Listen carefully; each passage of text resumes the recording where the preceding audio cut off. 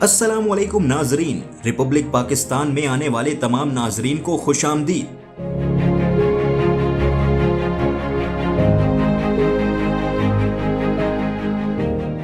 जिनको भी कहती हूँ कि आप अपने बच्चों को पढ़ाओ तो मुझे देख के ये कहते हैं कि आपने पढ़ लिख के क्या किया। स्टूडेंटों के लिए नई नई जॉब प्लेसमेंट लाएंगे, जॉब के लिए वैकेंसी लाए तो कहाँ है वो वैकेंसी बिल्कुल आती ही नहीं, और वैकेंसी आएगी तो उसमें भी पहले जो रिश्वत देते हैं उन लोगों को ही लेंगे। ये कहीं भी कोई इंटरव्यू के लिए कॉल नहीं आई और ज़्यादातर यही होता है कि रेफरेंस मांगते हैं।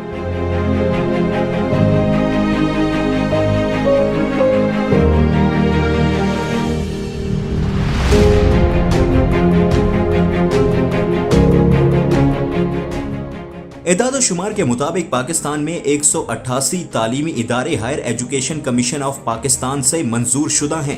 असातिज़ा की तादाद 56,900 और तुलबा की तादाद 37.4 मिलियन बताई जा रही है। पाकिस्तान में हजारों की तादाद में तुलबा फारिगुल तहसील हैं, जो अपने हाथों में आला से आला डिग्रियां थामे नौकरियों की तलाश में दिन रात लगे रहते हैं। लेकिन चंद खुश नसीब पढ़े लिखे नौजवान होते हैं जिन्हें रोजगार का मौका मिलता है। अलमिया ये है कि डिग्री किसी और शोबे की होती जबकि नौकरी किसी और शोबे में मिलती है, जिससे सारी मेहनत जाया हो जाती है। हमारे यहाँ सियासी सिफारिशी कल्चर माशरे में बिगाड़ का सबब बन रहा है, जिससे हकदारों का हक मारा जाता है। सरकारी नौकरी तो बहुत दूर की बात, अब निजी शोबे में नौकरी मिलना भी किसी नेमत से कम नहीं। ये एक हकीकत है कि हमारे मुल्क में MBA, इंजीनियरिंग जैसी डिग्रियां रखने वाले नौजवान भी अब चपड़ासी, नायब कासिद और माली की नौकरी करने पर मजबूर हो चुके हैं। मामूली सी नौकरी के लिए भी हजारों की तादाद से दरख्वास्तें वसूल हो रही हैं और अफसोस की बात यह कि इनमें ज्यादातर आला तालीम याफ्ता नौजवान हैं। वैसे मेहनत करना और हलाल रिज़्क कमाने में कोई आर नहीं। इतनी बड़ी डिग्रियां हासिल करने के बाद चपड़ासी, ऑफिस बॉय और गेट कीपर की नौकरी करने से हमारे मुल्क को भी नुकसान पहुंचता है। इससे साफ जाहिर है कि हमारे मुल्क में बड़ी बड़ी डिग्रियां भी नौकरी की कोई जमानत नहीं देती। इस बात से भी इनकार नहीं किया जा सकता कि हमारे नौजवान जॉब सिक्योरिटी की वजह से सरकारी नौकरी करना चाहते हैं, चाहे नौकरी चपड़ासी ही की क्यों ना हो। ये भी सच है जिस तादाद से हमारे नौजवान ग्रेजुएट हो रहे हैं, इस हिसाब से नौकरियां कम होती जा रही हैं। ज्यादातर डिग्री होल्डर जिनका ताल्लुक गरीब घराने से होता है, जिनके पास कोई सिफारिश होती है ना सरमाया होता है। यूं तो पाकिस्तान में जितनी भी हुकूमतें आईं, उन्होंने हमेशा एक नारा लगाया कि इक़्तिदार में आकर हम रोजगार के नए मौके पैदा करेंगे।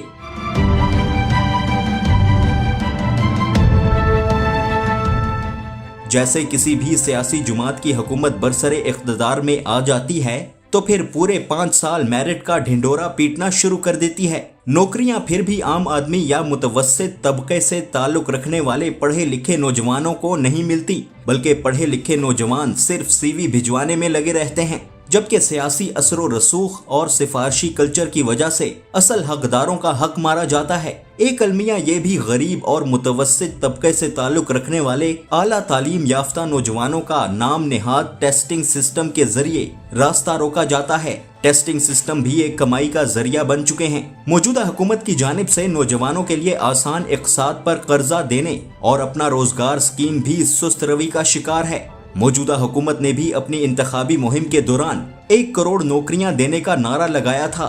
बरसरे इक़्तिदार आकर नौकरियां देंगे, बदकिस्मती से नौकरियों का नारा सिर्फ नारा ही साबित हुआ।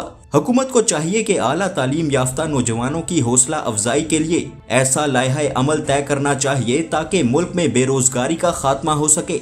ये भी सच है कि कुछ तालीमी इदारे काबिल स्टूडेंट्स को स्कॉलरशिप्स भी देते हैं, लेकिन उसकी तादाद भी महदूद है। पढ़े लिखे बेरोजगार की इस हालत जार का सबब एजुकेशन सिस्टम भी है, जो तालिब इल्म को डिग्री तो देते हैं लेकिन इतनी काबिलियत नहीं कि वो रोजगार हासिल कर सके। इस अहम मसले को हल करने के लिए हर हुकूमत की ये जिम्मेदारी है कि वो मुल्क में ज्यादा से ज्यादा रोजगार के मौके पैदा करे, ताकि नौजवानों की सलाहियतों को बरूए कार लाते हुए उनको माशरे का कारआमद शहरी बनाया जा सके। प्राइवेट सेक्टर को भी अपना किरदार अदा करना होगा और हमारी यूथ को भी तालीम के साथ टेक्निकल, कारोबार और दीगर ऑप्शंस को भी नजर में रखना चाहिए, क्योंकि सीखने का अमल عمل زندگی کے ساتھ ساتھ چلتا رہتا ہے۔ ریپبلک پاکستان سے ہمیں اجازت دیجیے۔ اللہ حافظ۔